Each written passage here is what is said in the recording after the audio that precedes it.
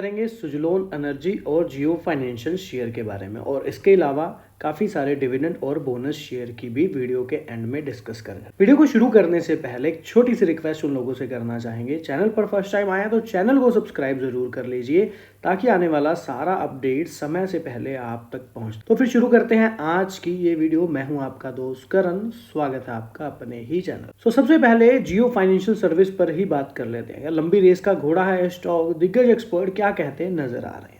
2 जून की बात करें यानी कि आज की, तो फ्लैट ट्रेड करते दिखे, मामूली गिरावट देखने के लिए मिली, कुछ उतार चढ़ाव देखने को स्टॉक में दिनों में मिल रहा है और निवेशकों के मन में नुकसान होने की शंका पैदा हुई है। इस बीच सिटी नाउ संदेश के साथ खास चर्चा शो में एक्सपर्ट मार्केट जियो फाइनेंशियल के शेयरों को लेकर अपनी राय दी और साथ ही महत्वपूर्ण लेवल भी बताए।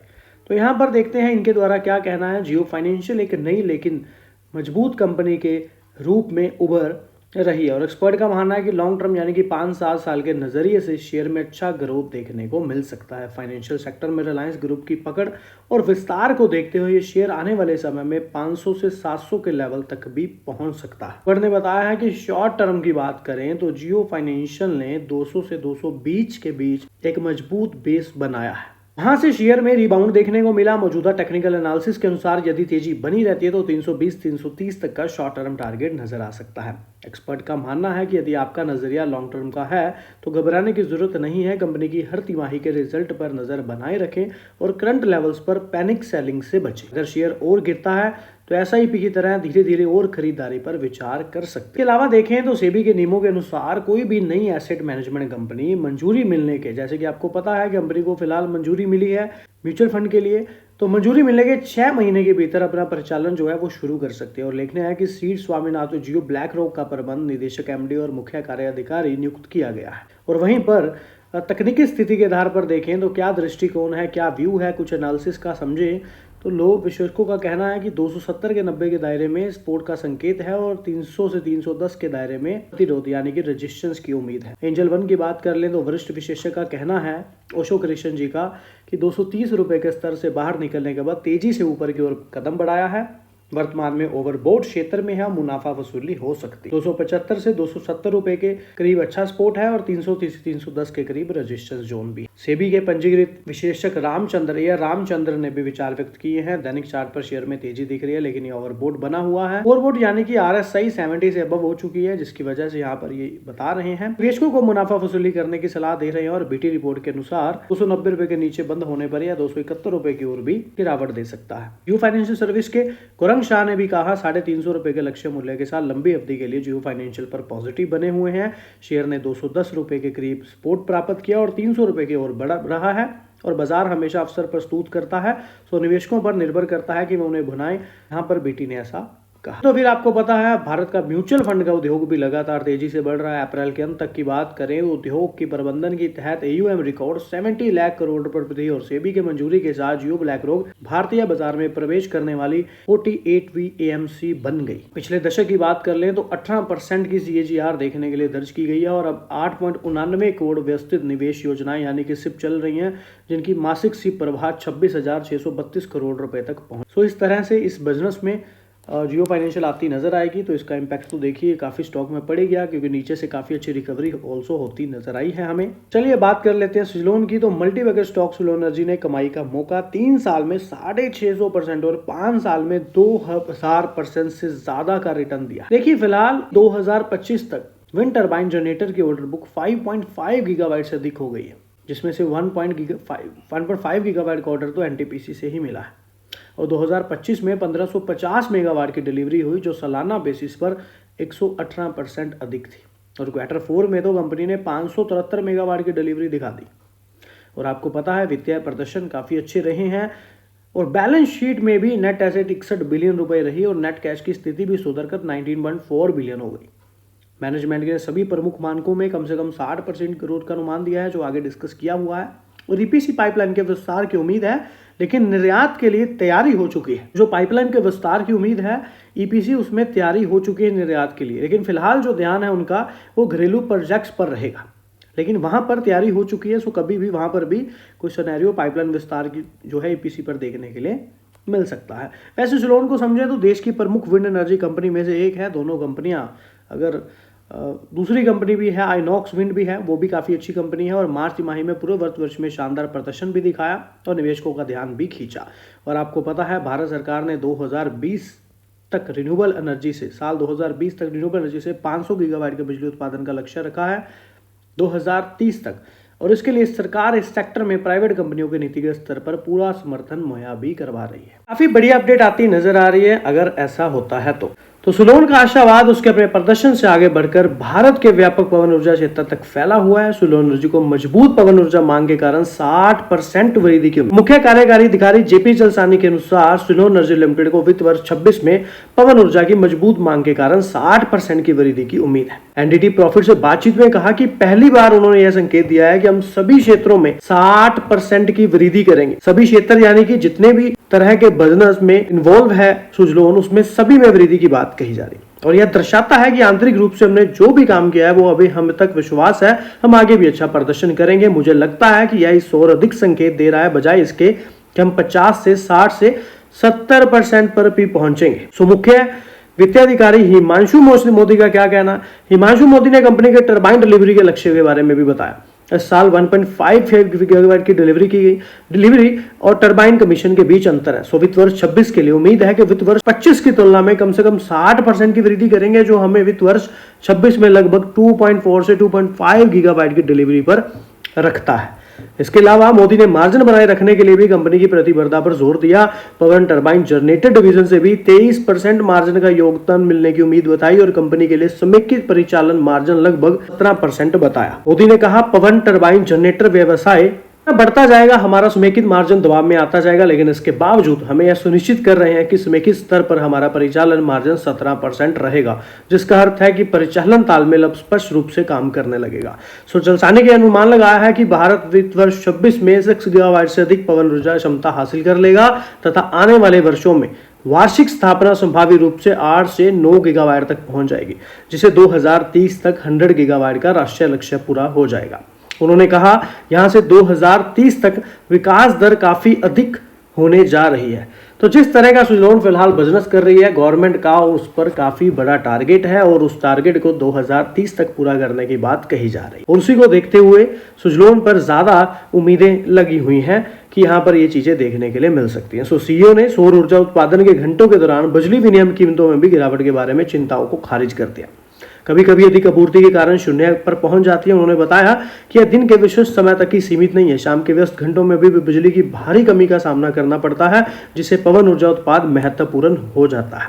कंपनी अपने नकदी भंडारण के अनुरूप रूप से भी नियोजित करने की योजना बना रही है और विनिर्माण चुनिंदा व अधिग्रहण के लिए पूंजीगत व्यय पर भी ध्यान केंद्रित कर रही है, यानी कि नए बिजनेस नई कंपनियों पर भी अधिग्रहण के लिए पूंजीगत और ध्यान केंद्रित कर रही है। और चलसानी ने कहा कि चौथी तिमाही की सफलता का श्रेय पिछले 24 महीनों में अपनी वित्तीय स्थिति को मजबूत करने के प्रयासों को दिया। सुलोन एनर्जी ने अपने बैलेंस शीट को कर से लदे हुए से बदलकर 2000 करोड़ से अधिक की नकदी रखने में बदल दिया।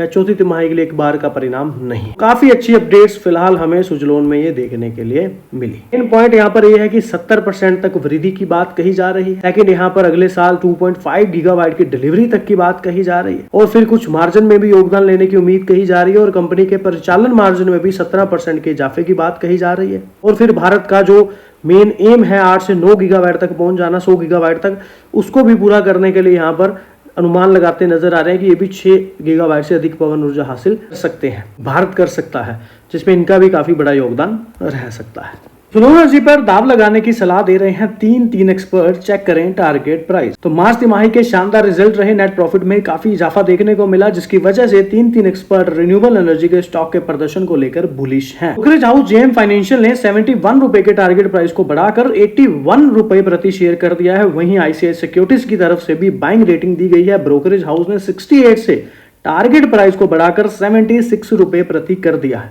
इन दोनों ब्रोकरेज हाउस के अलावा मोतीलाल ओसवाल का भी मानना है कि सुलोन एनर्जी के शेयर आने वाले समय में अच्छा रिटर्न दे सकते हैं। ब्रोकरेज हाउस ने 83 रुपए का नया टारगेट सेट कर दिया है। पहले ब्रोकरेज हाउस की तरफ से 75 रुपए का टारगेट प्राइस सेट किया गया था। तो इस ब्रोकरेज ने भी बाय की कॉल दी है। जनवरी से मार्च के दौरान सुजलोन एनर्जी का कुल नेट प्रॉफिट 1181 करोड़ देखने के मिला, यानी कि मेन पॉइंट पर बात करें तो 5 गुना का इजाफा नेट प्रॉफिट में होता नजर आया है। एनर्जी के शेयर को बात करें तो फ्राइडे के दिन हमें 9% से अधिक की तेजी स्टॉक में देखने के लिए मिली और 3 महीने के अंदर शेयरों की कीमतों में 42% तेजी देखने को मिली। 52 वीक हाई 86 के करीब रहा, 44.21 के करीब 52 वीक का लो देखने के लिए मिला और कंपनी का मार्केट गैप करीब 97,534 करोड़ रुपए देखने के लिए मिल रहा है। अगर बात करें तो मजबूत परिणाम पेश हुए। तिमाही परिणामों के बाद ब्रोकरेज फर्म जेएम फाइनेंशियल ने स्टॉक पर खरीदने की सिफारिश तो करी, लेकिन ब्रोकरेज ने कुछ और भी मेन हेडलाइन पॉइंट्स डिस्कस किए, जैसे कि चौथी तिमाही के आंकड़े चौतरफा बेहतर रहे और अप्रत्याशित हैं। जेएम फाइनेंशियल ने कहा है कि भारत का जो पवन ऊर्जा क्षेत्र, जिससे एक समय सीमित माना जाता था, अब हाइब्रिड नवीकरणीय परियोजनाओं की मांग और क्रियावन की बेहतर संभावना के कारण तेजी से आगे बढ़ रहा है। सोलर एनर्जी के ऑर्डर बुक के बारे में जेएम फाइनेंशियल ने कहा कि 4.5 गीगावाट के विनिर्माण क्षमता और 5.5 गीगावाट की ऑर्डर बुक के साथ कंपनी को डिलीवरी जैसे प्रमुख प्रदर्शन मापदंडों में 60% की वृद्धि का भरोसा। मार्च 2025 तक 5025 मेगावाट यानी कि मार्च 2024 में 2929 मेगावाट की ऑर्डर बुक थी और सबसे अधिक ऑर्डर बुक दर्ज की गई है मई 2025 में बढ़कर 5555 मेगावाट हो गई। ब्रोकरेज ने बताया है कि सोलर एनर्जी ने अप्रैल 2025 में एनटीपीसी ग्रीन से 378 मेगावाट का ऑर्डर जीता। ये मैंने आगे भी डिस्कस किया हुआ है, जो कि 1544 मेगावाट का ऊर्जा ऑर्डर हासिल है एनटीपीसी के साथ। जेएम फाइनेंशियल ने बताया कि सोलर एनर्जी के प्रबंधन ने वर्ष 26 में सभी मापदंडों यानी कि डिलीवरी, राजस्व, ईबिटा 60% की वृद्धि का अनुमान भी लगाया है। ऑल ओवर ये है वो एनालिसिस द्वारा कहना जो हमने अभी वीडियो में डिस्कस किया और नए टारगेट प्राइस एनालिसिस द्वारा आते सुजलोन पर नजर आ रहे हैं, क्योंकि बेहतर परिणाम देखने के लिए मिले। सुजलोन पर तो मैनेजमेंट से आते सवाल नजर आए हैं कि मैनेजमेंट से जाने आगे का प्लान क्या है और फिर ले स्टॉक में निवेश का फैसला। तो चौथी तिमाही में सुजलोन के नतीजे अच्छे रहे हैं। मुनाफा, रेवेन्यू, मार्जिन तीनों में अच्छी बढ़त देखने को मिली। कंपनी का कंसोलिडेटेड मुनाफा सालाना आधार पर 254 करोड़ बढ़कर 1181 करोड़ हुआ और कंसोलिडेट आय भी 3774 करोड़ पर रही। ईबिटा में भी 677 करोड़ और ईबिटा मार्जिन में भी 17.9% रही। ऑल ओवर सारी चीजें बढ़ती नजर आई। इसके साथ ही अगले साल के गाइडेंस भी बेहतरीन है। कंपनी ने अगले साल के लिए अपने गाइडेंस में कहा है कि अगले साल सभी सेगमेंट में 60% तक की ग्रोथ देखने को मिल सकती है और कंपनी डेट फ्री हो चुकी है और इसकी बैलेंस शीट भी मजबूत है और आगे बैलेंस शीट में और भी मजबूती बढ़ेगी। कंपनी का नेटवर्थ 6000 करोड़ रुपए हो गया है। सोलर और विंड एनर्जी का स्पेस पूरी तरह अलग है। डिमांड पूरी करने के लिए विंड क्षमता बढ़ाने की जरूरत है। दिन की तुलना में शाम में ज्यादा पावर की डिमांड होती है। मार्जिन बरकरार रखकर ग्रोथ पर फोकस किया जाएगा और ऑस्ट्रेलिया जैसे एक्सपोर्ट मार्केट पर भी फोकस की बात यहां पर मैनेजमेंट की गाइडेंस में कही जा रही है। जैसे एक्सपोर्ट मार्केट पर भी निवेश करने की बात कही जा रही है और कंपनी के नतीजे आगे की ग्रोथ पर चर्चा करते हुए सुजलोन ग्रुप के सीईओ जेपी चलसानी ने कंपनी की खास योजनाओं को सही तरीके से लागू करने पर और कारोबार में जोरदार टर्नआउट देखने को मिला है और कंपनी के पास इस समय 2000 करोड़ रुपए कैश है और कंपनी की ऑर्डर बुक काफी अच्छी है और पिछले 2 साल में कंपनी ने उत्पादन और एग्जीक्यूशन क्षमता बढ़ाने पर भी बहुत काम किया है और इसका असर अब देखने को मिल रहा है। तो ब्लूमबर्ग के आंकड़ों के अनुसार बात करें तो कंपनी पर जो नजर रखने वाले 8 विशेषक हैं उन्हें 6 ने खरीद रेटिंग बनाए रखी और 2 ने होल्ड की सलाह दी और 12 महीनों की मुख्य जो लक्ष्य है वो 9.7 पॉइंट की वृद्धि की बात कही है। इसके अलावा देखें तो देखिए म्यूचुअल फंड द्वारा जबरदस्त बाइंग करी गई है। किसमें? म्यूचुअल फंड द्वारा 26 यहाँ पर बात करें 2,65,45,657 स्टॉक चेंज हुए हैं और ये चेंज बिल्कुल पॉजिटिव हुआ है।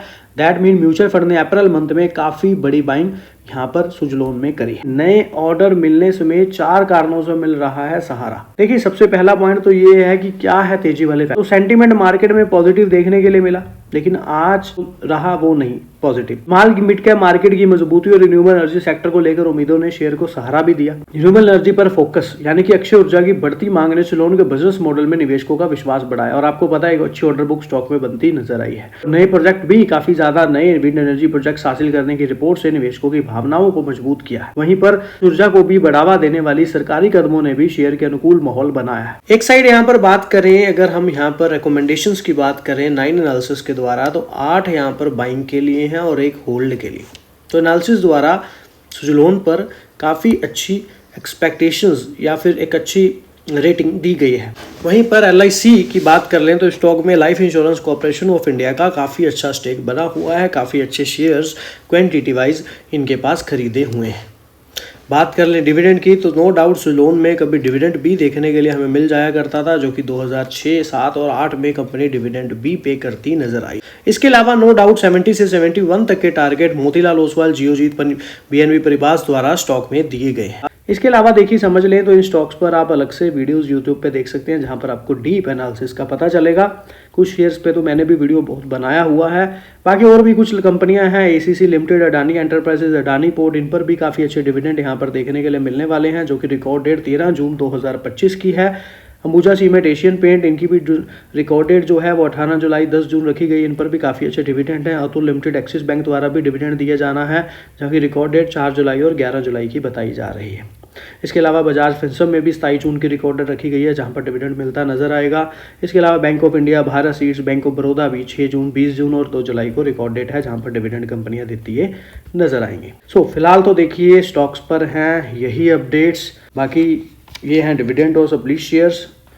वीडियो अच्छा लगा तो चैनल को सब्सक्राइब जरूर कर लेना है। वीडियो आपने बनाया है एजुकेशन पर्पस के लिए। किसी भी तरह का डिसीजन ले, निवेश करें, फाइनेंशियल एडवाइजर की सलाह पहले ले, बड़ी बात खुद स्टडी जरूर किया करें। चैनल पे सभी लोगों का तहे दिल से धन्यवाद। मिलते हैं ऐसे एक और वीडियो के साथ। पावर कंपनी के कल शाम ने यहाँ पर जो डिविडेंड है वो यहाँ पर रिकॉर्ड डेट 20 जून रखी है, लेकिन यहाँ पर 4 जुलाई को जो 2025 को होने वाली कंपनी की 106वीं वार्षिक आम बैठक है, जो कि AGM शेयर धारकों की मंजूरी के साथ चलती नजर आएगी, अधीन है। तो उसके बाद यहाँ पर पात्रता के लिए वैसे 20 जून रिकॉर्ड दी गई है, लेकिन AGM की जो मीटिंग है टाटा पावर में वो 4 जुलाई को देखने के लिए मिलने वाली है। तो ये थे कुछ डिविडेंड शेयर्स। इसके अलावा अब बात कर लेते हैं हम एक बोनस शेयर के बारे में। तो 17.25 के हिसाब से कंपनी जो है बोनस इशू की घोषणा की बात करती पावर कंपनी नजर आई है, और रिकॉर्ड डेट भी मिलती नजर आई, और एक वर्ष में 1,222% स्टॉक भागता नजर आया। अगर बात करें तो यहाँ पर बोनस इशू की घोषणा की गई है। 4,09,078 मतलब 4978.93 करोड़ के पूंजीकरण वाली इस कंपनी ने बोनस इशू की घोषणा की है, और पहले भी 2024 में 1.4 के अनुपात में बोनस इशू की घोषणा की, जो शेयर धारकों के लिए पहला बोनस इशू था। उजास एनर्जी लिमिटेड की बात हम कर रहे हैं। उजास एनर्जी लिमिटेड की बात करें जो सौर ऊर्जा क्षेत्र में कार्य करती है, और IRP स्टेज 1 के कारण स्टॉक में ट्रेडिंग प्रतिबंध है। कंपनी ने 17/25 के अनुपात में बोनस शेयर जारी करने की घोषणा की है, और एक्सचेंज को जानकारी दी है कि 17/25 में जारी करने पर विचार किया, और सिफारिश केवल प्रमोटर और प्रमोटर समूह को छोड़कर शेयर धारकों के लिए प्रत्येक 25 इक्विटी शेयरों के बदले 17 नए बोनस इक्विटी शेयर जारी किए जाएंगे, जो सदस्यों और किसी अन्य लागू नियमों के अधीन होगा। कंपनी के बोनस इशू की रिकॉर्ड डेट 30 मई 2025 तय की गई है, और कंपनी ने शेयर जारी करने के लिए शेयर धारकों की पात्रता निर्धारित करने रिकॉर्ड डेट 30 मई 2025 को ही तय की है, जो फाइलिंग में बताया।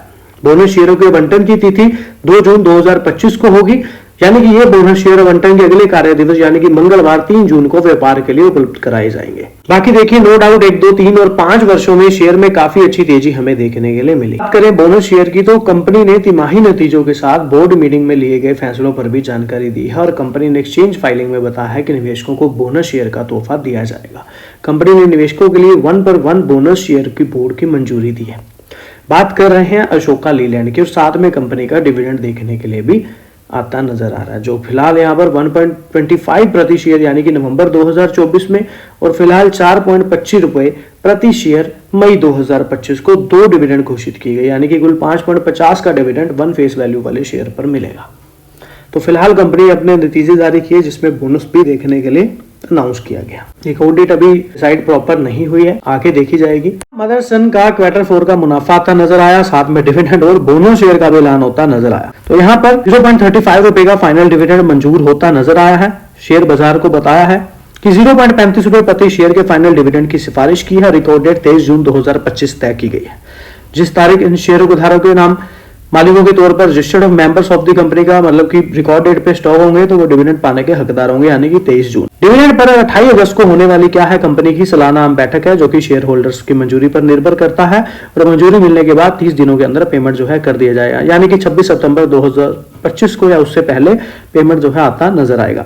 इससे पहले भी कंपनी ने शेयर होल्डर्स को 0.50 रुपए प्रति शेयर का अंतरिम डिविडेंड दिया है, और बोर्ड ने प्राइवेट प्लेसमेंट बेसिस पर भी 8500 करोड़ रुपए की राशि के लिए 1 लाख रुपए फेस वैल्यू वाले नॉन कन्वर्टेबल डिबेंचर जारी करने की भी मंजूरी दी है, और साथ में 29 मई की मीटिंग में कंपनी की 50वीं वर्षगांठ और 25 के अच्छे नतीजों को सेलिब्रेट करते हुए 1.2 रेशो के बोनस शेयर भी जारी करने की मंजूरी मिलती नजर आई है और शेयर होल्डर को उनके पास मौजूदा हर 2 शेयरों पर एक नया शेयर बोनस के तौर पर मिलेगा और बोनस शेयर को 28 जुलाई 2025 तक दे दिया जाएगा। बोनस शेयर के लिए रिकॉर्ड डेटा का खुलासा अभी नहीं हुआ है। उपलब्ध आंकड़ों के अनुसार कंपनी ने पहले 10 बार बोनस दिया हुआ है। तो सबसे पहले बात करेंगे बोनस शेयर के बारे में। तो पहली बार बोनस इशू करेगी कंपनी। हर शेयर पर मिलेंगे 3 शेयर। नोट कर लें डिविडेंड और रिकॉर्ड डेट। सो निवेशकों की अच्छी खबर आई है। बीएसएमएल लिस्टेड कंपनी एनबीएफसी यानी कि non banking financial company Shalibhadra finance limited ने अपने इतिहास का पहला बोनस शेयर इशू घोषित किया है और कंपनी ने इस कॉर्पोरेट एक्शन के लिए रिकॉर्ड डेट भी तय कर दी है। कंपनी ने स्टॉक एक्सचेंज को दी जानकारी में कहा है कि बोर्ड प्रत्येक एक पूरी तरह चुकता इक्विटी शेयर पर 3 बोनस इक्विटी शेयर जारी करने की मंजूरी दे चुका है, यानी कि निवेशकों को 3.1 के अनुपात में बोनस शेयर मिलेंगे। कंपनी की रिकॉर्ड डेट 4 जून 2025 की बताई जा रही है, यानी कि जिस दिन निवेशकों के पास कंपनी के शेयर होंगे 4 जून को, वही बोनस के हकदार माने जाएंगे और कंपनी की फाइलिंग में कहा गया है। शालीभद्र फाइनेंस लिमिटेड ने 3.1 के अनुपात में बोनस इक्विटी शेयरों के लिए पात्र शेयरधारकों की संख्या निर्धारित करने के लिए रिकॉर्ड डेट वेडनेसडे 4 जून की बात कही है। फाइल में यह भी कहा गया है कि अनुमानित तिथि थर्सडे यानी कि 5 जून को होगी और जिसके तहत 3.1 अनुपात में 10 रुपए प्रति शेयर के 2,31,66,300 पूर्ण चुकता बोनस इक्विटी शेयरों का आवंटन किया जाएगा। इसके अलावा समझ लें तो बोनस इक्विटी शेयर 6 जून को कार्य के लिए उपलब्ध होते नजर आएंगे। और नो डाउट कंपनी ने डिविडेंड की भी घोषणा करी है और यहां पर 0.40 पैसे का डिविडेंड कंपनी यहां पर देती नजर आएगी, जो कि सिफारिश की गई है। और डिविडेंड जो आपको पता है शेयर धारकों की मंजूरी के अधीन है। एजीएम मीटिंग में यहां पर जो है डिसीजन तब लिया जाएगा। और इसके अलावा अगर बात कर लें तो जो कंपनी के बारे में, तो एक छोटी लेकिन मजबूत एनबीएफसी है जो गुजरात, महाराष्ट्र और मध्य प्रदेश के ग्रामीण अर्ध शहर क्षेत्रों में वित्तीय सेवाएं भी प्रदान करती है। की बात करें तो 6 रुपए प्रति शेयर पर डिविडेंड मिलता नजर आएगा। डेट 4 जून 2025 की निर्धारित की गई है। अलावा कॉफर्स लिमिटेड की बात करें तो स्प्लिट होता नजर आएगा। एक 1.2 का स्प्लिट स्टॉक में होता नजर आएगा। 4 जून से शेयर विभाजित में प्रभावी होगा और तरलता से वृद्धि होने की उम्मीद है, ऐसा यहां पर बताया जा रहा है। सो स्प्लिट की योजना यहां पर बनती नजर आ रही है। वहीं पर बैंक ऑफ बड़ौदा ने 6 जून को एक्स डेट के साथ 8.35 रुपए प्रति शेयर का डिविडेंड मिलता नजर आएगा। टीसीएस भी 4 जून को 30 रुपए प्रति शेयर का डिविडेंड देता नजर आएगा। बोनस इशू और बायबैक की बात करें तो शालीभद्र फाइनेंस 4 जून को 3.1 बोनस इशू पेश करेगी। शेयर धारकों को प्रत्येक शेयर के 3 शेयर मिलेंगे। शिवचर टेक्नोलॉजी की बात करें तो 6 जून डेट है और 1.2 अनुपात में बोनस शेयर जारी करेगा, यानी एक के बदले 2 शेयर मिलते नजर आएंगे। कॉफर्स जैसे कि मैंने पहले भी बात की, स्टॉक स्प्लिट की 1.2 की रेशो से यहां पर स्टॉक स्प्लिट होता नजर आएगा, जो कि अनाउंसमेंट हुई थी मार्च में और जून 4 इसकी रिकॉर्ड डेट है।